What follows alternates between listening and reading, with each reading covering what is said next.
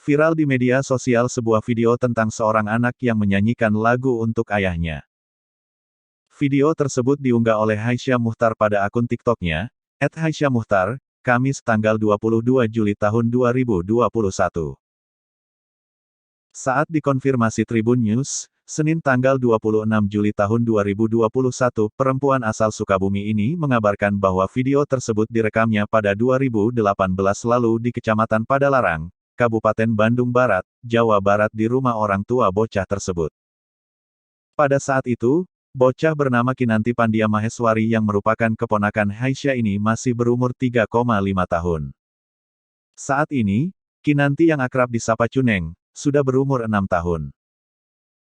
Video tersebut viral, lantaran Kinanti menyanyikan lagu, "Papa Aku Belum Punya Rambut," di hadapan sang ayah, yang pada saat itu berambut pelontos. Mendengar nyanyian tersebut, sontak sang ayah berakting menangis. Kinanti melihat sang ayah menangis, lantas memeluk sambil menenangkan sang ayah. "Iya jangan nangis, punya rambut," kata Kinanti. Sambil dipeluk Kinanti, sang ayah kemudian mengatakan dirinya ingin punya rambut seperti Kinanti. "Pengen rambut kayak Eneng," kata sang ayah.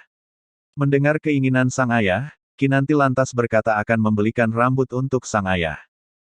"Udah, nanti Eneng beliin ya," kata Kinanti sambil menatap sang ayah.